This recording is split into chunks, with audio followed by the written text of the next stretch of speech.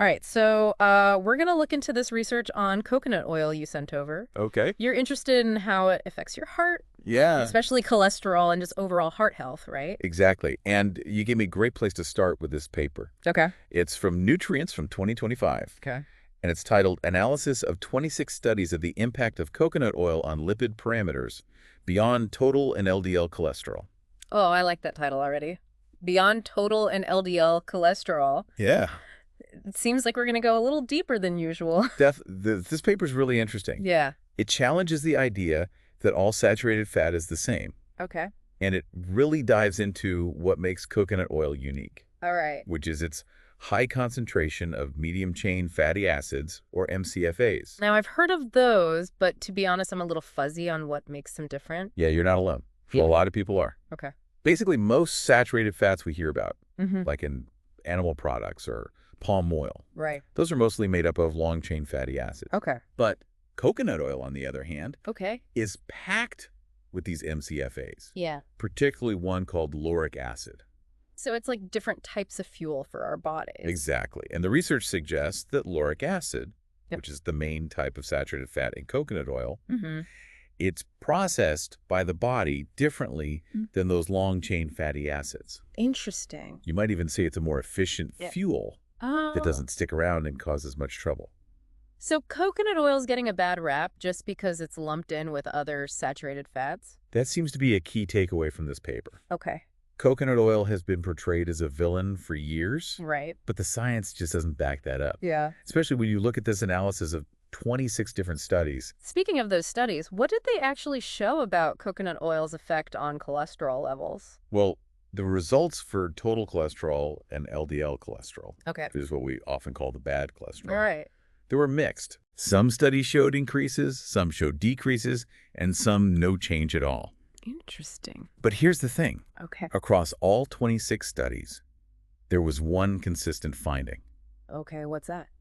Coconut oil increased HDL cholesterol, Ah. what we call the good cholesterol. So even though the effect on total and LDL cholesterol wasn't clear-cut, coconut oil consistently boosted the good stuff.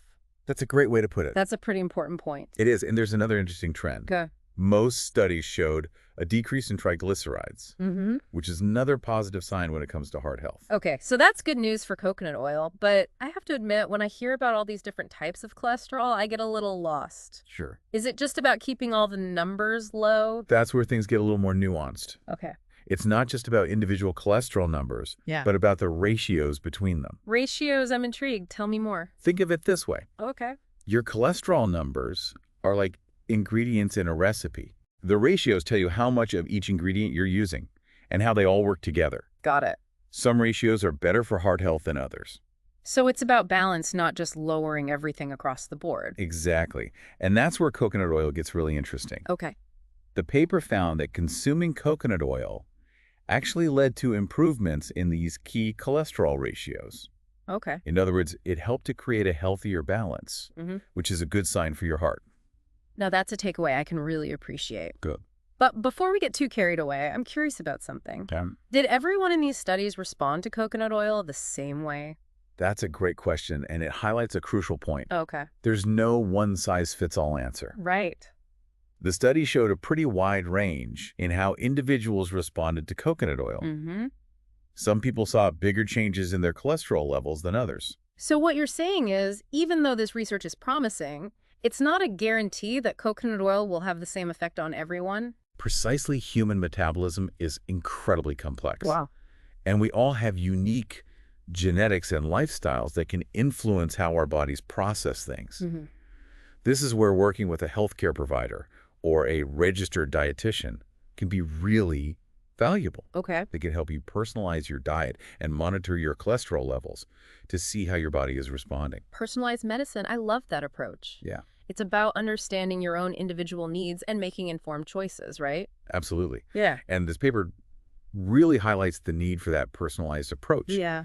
especially when it comes to something like coconut oil, Right. which seems to affect people differently. Okay, we've covered a lot of ground already. Yeah, we have. And it's clear that the science on coconut oil is more nuanced than I initially thought. Yeah, for sure. But we're not done yet. Yep. The paper also discusses some longer-term studies, right? Yes, it does. And that's where we really start to see the potential long-term implications of incorporating coconut oil into your diet. There was a 2-year study included in the analysis that looked at individuals with existing coronary artery disease, Okay. comparing those consuming coconut oil versus sunflower oil. 2 years. That's a pretty significant study. It is. What did they find out? Well, the results were pretty remarkable. Okay. They found no difference in cardiovascular events, Okay. like heart attacks or strokes between the two groups. So even over a long period, coconut oil didn't lead to worse heart outcomes. Right. It didn't seem to have a negative impact. Wow, that really challenges the idea that coconut oil is inherently harmful to the heart. It's like we're rewriting the rules here. It's definitely shifting the narrative. And there's more. Okay, there's more. The paper even mentions 2 large population studies Okay. in Kerala, India, Oh, yeah. where coconut oil has been a dietary staple for generations. I've heard about Kerala. They're known for their beautiful beaches and their love of coconuts. Exactly. And those studies also support the idea that coconut oil isn't linked to an increased risk of heart disease, even when it's consumed regularly over long periods. So we've got this analysis of 26 studies, plus these long-term studies and population studies. It's starting to feel like the evidence is really stacking up in favor of coconut oil. I'd say so. It makes you wonder, how did we get this idea that all saturated fat is bad in the first place? That's a great question. I know there's been a lot of back and forth about saturated fat over the years. Can you give us a little history lesson? Of course, this idea that saturated fat is bad for your heart really gained traction in the mid-20th century. Okay. But it turns out there were some flaws in the studies. Flaws. Now that's intriguing. I always love a good scientific detective story. Tell me more. Well, for starters, a lot of those early studies didn't properly account for the presence of trans fats. Ah, yes. Trans fats, the real villains. I remember when everyone started realizing how bad those are for you. Exactly. But back in the day, trans fats were often lumped in with saturated fats because they're both solid at room temperature. Okay. This really skewed the results of a lot of the research. That was trying to figure out the effects of saturated fat on its own. So coconut oil and other natural saturated fats were basically guilty by association. It seems that way. Yeah. And to make matters worse, some of the studies that focused on replacing saturated fats with polyunsaturated fats, specifically those high in something called linoleic acid. Oh, okay. They didn't actually have the positive outcomes that were expected. Wait, isn't that what the dietary guidelines for Americans have been telling us for years, to replace saturated fats with unsaturated fats? They have. But here's the kicker. Okay. 2 really large long-term studies that actually tested the effects of high linoleic acid consumption found that it significantly increased the risk of death from all causes, Oh, wow. including heart disease. So it's not as simple as just swapping out saturated fats for polyunsaturated fats. It's definitely more complicated than that. Okay. And get this, those 2 studies, which were completed in 1973, Oh, okay. weren't widely known before the first dietary guidelines were published in 1980. So the guidelines were created without taking into account those important findings. That's right. And since then, there haven't been any other large long-term studies Wow.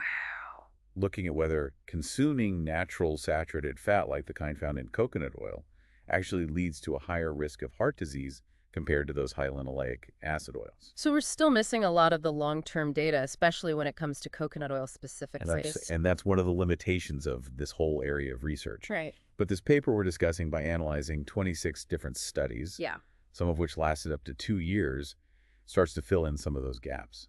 that makes sense. So while the research on coconut oil is promising, there's still more to learn about its long-term effects. Now, I want to go back to something you mentioned earlier, individual variability. Not everyone responds to coconut oil the same way, right? You're right on the money. Yeah. The paper found a lot of variation in how people's cholesterol levels changed after they started eating coconut oil. Yeah. Some people saw increases in total cholesterol and LDL cholesterol, while others saw decreases, and some didn't see any change at all. Why is there so much variation? Is it genetics, diet, lifestyle? It's probably a combination of all of those things, Right. plus a whole bunch of other factors we don't even know about yet. Yeah. Human metabolism is incredibly complex, Yeah. and we're still trying to figure out all the variables that influence how our bodies process different fats. This whole conversation really reinforces how important personalized nutrition is.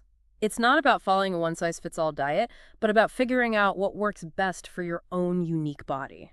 I completely agree. Mm. And that's where working with a healthcare provider or a registered dietitian who understands your individual needs and health history can be so valuable. Mm. They can help you personalize your diet and monitor how your body responds.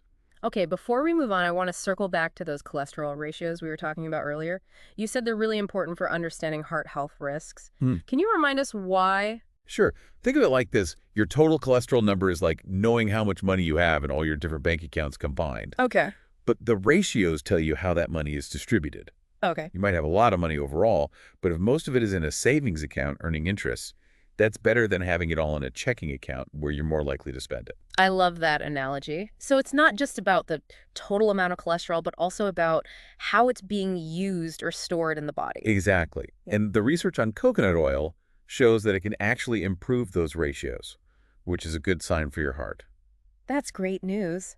But I'm also wondering, are there other things besides cholesterol that we need to be thinking about when it comes to heart health? That's a great question. This paper goes beyond just cholesterol and looks at other factors that contribute to heart health, like something called apolipoproteins. Okay, now we're getting into the technical stuff. Yeah. What are apolipoproteins and why are they important? Imagine apolipoproteins as little delivery trucks Okay. that carry cholesterol around your bloodstream. There are different types of these trucks, Okay.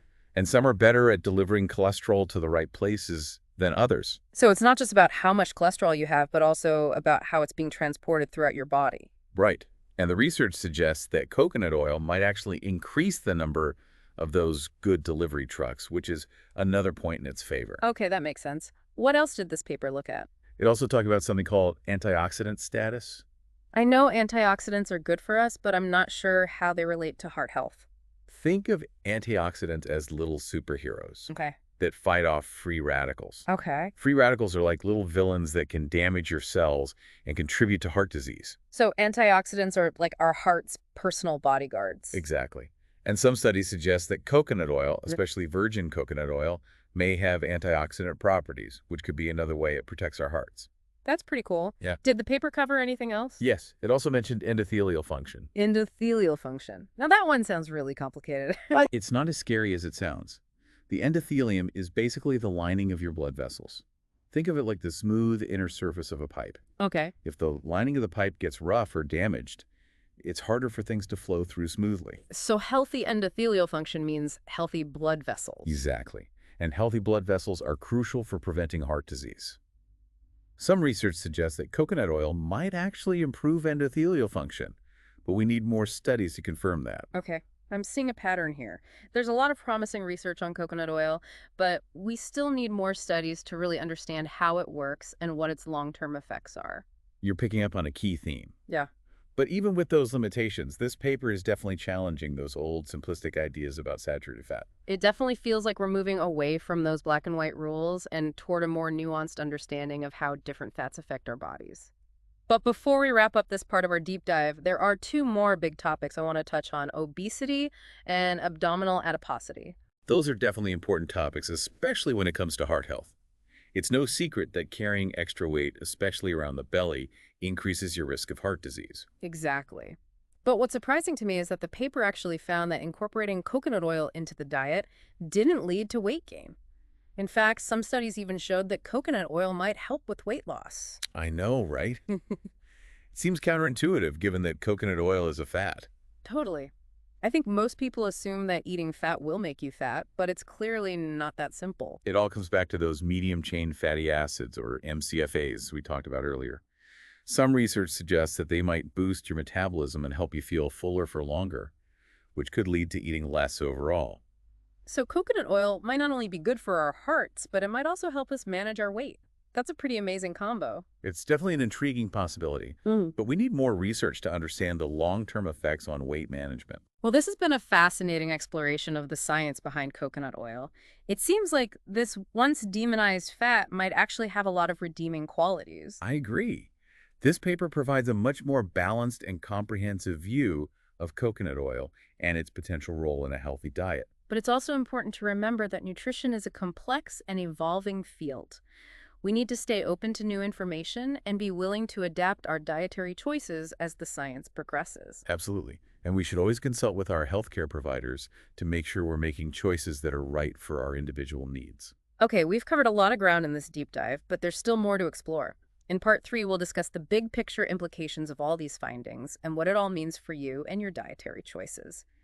Welcome back to our deep dive on coconut oil. Yeah, it's been a fascinating discussion. It has. Now, where do we go from here? What does all this research mean for someone like me who's trying to make healthy choices? Well, that's the million-dollar question. Yeah. This paper gives us a lot to think about. Right. But, it's just one piece of the puzzle. Mm. It doesn't mean we should all start eating coconut oil by the spoonful. Right. Balance and moderation are always key, especially with something like coconut oil. Exactly. It seems to have such a wide range of effects on people. Yeah, and this research really highlights the importance of personalized nutrition. Mm-hmm. What works for one person might not work for another. Right. It all comes down to your individual genetics, your lifestyle, and your overall health goals. So if I'm thinking about adding more coconut oil to my diet, the first step would be to talk to my doctor or a registered dietitian to see if it's right for me. Absolutely. They can help you assess your individual needs and risks, Okay. and they can monitor your cholesterol levels to see how your body responds. That makes sense. Now I want to zoom out a little Sure. and talk about the big picture implications of this research. Sure. It feels like it's really shaking things up in the world of nutrition science. It is. Yeah. For years we've been told to avoid saturated fat. Right.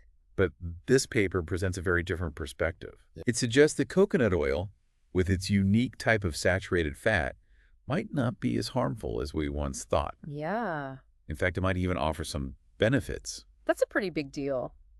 It makes me wonder if we need to rethink our entire approach to dietary fat. I think that's a conversation worth having. Yeah. This research definitely challenges some of our long-held assumptions. Mm-hmm. It reminds us that nutrition science is constantly evolving, and we need to be open to new discoveries. That's so true. It's like we're constantly learning and unlearning things about food and health. Exactly. And that's why it's so important to stay curious and informed. Read research papers, listen to podcasts like this one, Right. and talk to your healthcare providers to stay up to date on the latest scientific findings. Okay, so we've talked about personalized nutrition. We've talked about the evolving science of dietary fat. Mm-hmm. But there's one more thing I want to bring up before we wrap up this deep dive. Okay. We've been focusing a lot on the potential health benefits of coconut oil. Yeah. But what about its sustainability? That's a crucial question. Yeah. Food choices are about more than just our individual health. They also have an impact on the environment and the people who grow and produce our food. Right. I know that coconut oil production has been linked to some environmental concerns like deforestation and habitat loss. Exactly. And there are also social and economic factors to consider, like fair labor practices and the impact on local communities. So even if coconut oil turns out to be a heart-healthy choice, we need to make sure it's also a sustainable choice. Absolutely. We need to look at the whole picture and weigh the potential benefits against the potential risks. Well, this deep dive has given me a lot to think about.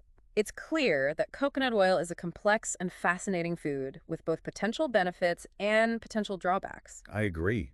It's not a simple yes or no answer. Right. It's about making informed choices based on the best available evidence and your own personal values. Well said. So, to our listeners out there, we Yeah. encourage you to keep learning, stay curious, and make food choices that align with your health goals and your commitment to a sustainable future.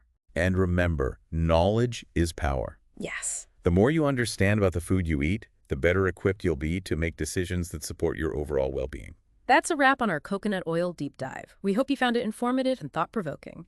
Until next time, happy exploring.